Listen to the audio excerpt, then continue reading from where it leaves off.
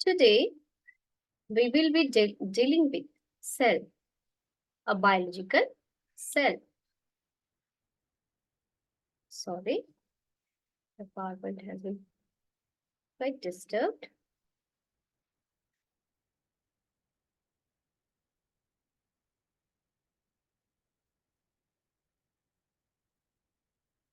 Okay.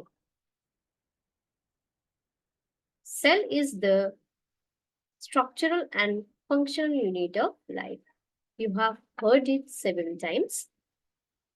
A study of biology starts with cell, as biology deals with living organism, and living organism is made up of cells.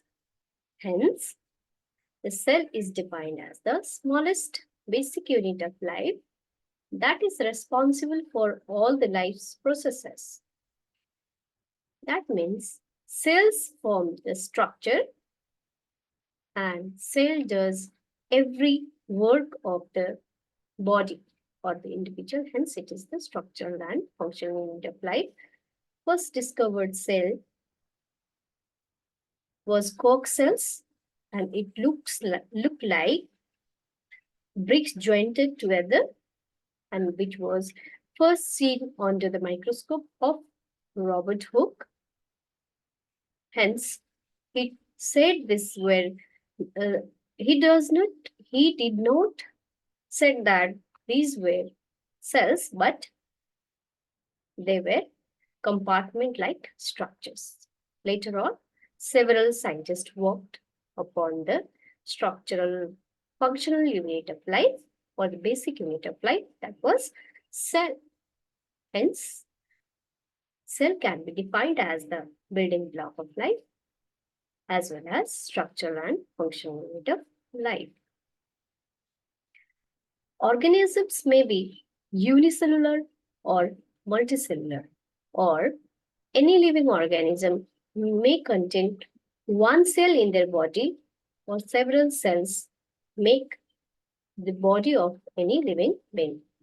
So on the basis of presence of cell number, organisms may be classified as unicellular organism that only have single cell, and multicellular that have or those organism whose body consists of many cells. Unicellular organisms, for example, amoeba, bacteria, paramecium, they are microscopic organism, and macroscopic organism, which are plants and animals. They are made up of many cells. Unicellular, one cell organism, multicellular, many celled organism. In unicellular organism, all the metabolic activities, whatever the cell organism has to do for survival, is performed by the single cell itself, whereas in multicellular organism, there is the division of labor, or different type of cell performs different kind of functions required for the organism to survive.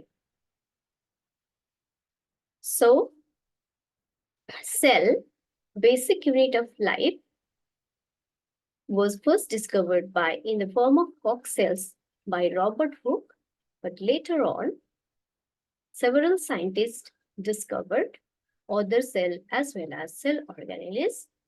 For example, Robert Hooke discovered cells. Anton von Leeuwenhoek discovered bacteria and protozoa, which are unicellular. Robert Fram discovered nucleus, membrane-bound cell organelles, which is controller of a cell. And Alfred von Kolliker discovered mitochondria, which is known as powerhouse of a cell. And there is a cell theory governing the structure and function of the cell, or the cell theory explains actually what cell is. Matthias Sladen, a German botanist, and Theodore Swan, a British zoologist, proposed the cell theory, which is as follows. are the main points of the cell theory given by Matthias Selden and Theodor Swan were as follows, which provides the definition of cell itself, which is the basic functional and structural unit of all living organism, or they postulated that cell was that smallest structure which provided the structure as well as functions to every living organisms. And all living organisms are made up of cells. If any organism is there or the living body is there, that should be made up of cells. And they also postulated that all the cells are reproduced from the pre-existing cells. That means cells arise from pre-existing cells with the help of division. So these two scientists were the postulator, the presenter of the cell theory, which is included in the syllabus of class 11, which is who were a German botanist. Actually, he discovered the point that all plants were made up of cells in 1838, and Theodor Swan, who discovered that all animals are also made up of cells. Hence, they concluded that the living organism made up of cells and the unit of living being was cell. So this was cell theory and the discovery of cell.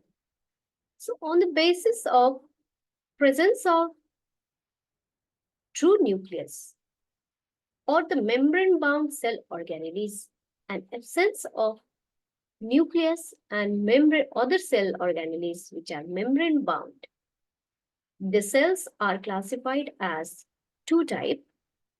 They are prokaryotic cell and eukaryotic cell. Prokaryotic cell is best represented by bacterial cell, and eukaryotic cell we can get it in higher organism such as protozoa. Protozoa, though it is microscopic, not regarded as so much advanced, but it contains eukaryotic. It is made up of eukaryotic cell. So major difference you can find or you can study from the figure, or I will provide gross idea about the prokaryotic and eukaryotic cells in next slide. From the point here or the image here, you can have an idea that this is the part of the eukaryotic cell, whereas half of the cell shows prokaryotic cell. Pro means primitive and U means true. Karyon means nucleus. Here also karyon means nucleus. Prokaryotic cell means the cell with primitive or the nucleus is absent here, but the DNA is suspended freely on the cytoplasm. Only cell organelle present here is ribosomes. Cell, to be a cell, there must be some envelope and cytoplasm and some cell organelles. In that context, prokaryotic cell lack true nucleus, which is present in eukaryotic cell, and other membrane-bound cell organelles are present in eukaryotic cell, but they are absent in prokaryotic cell. Ribosomes are present both in prokaryotic and eukaryotic cell, but the structure or the size of the ribosomes are different in prokaryotic and eukaryotic cell. Prokaryotic cell presents 70S ribosome, eukaryotic cell present. In eukaryotic cell, there is presence of 80S ribosomes. And this cell organelle is nucleus, ribosomes, Golgi complex, endoplasmic reticulum, mitochondria, lysosome, etc. Membrane-bound cell organelles are especially double membrane. present in eukaryotic cell, U means true, and or the advanced cell, and the prokaryotic cell lacks those membrane-bound cell organelles along with true nucleus. So here is some. I have enumerated some of the points or the difference between prokaryotic and eukaryotic cell. We will continue our studies in later classes.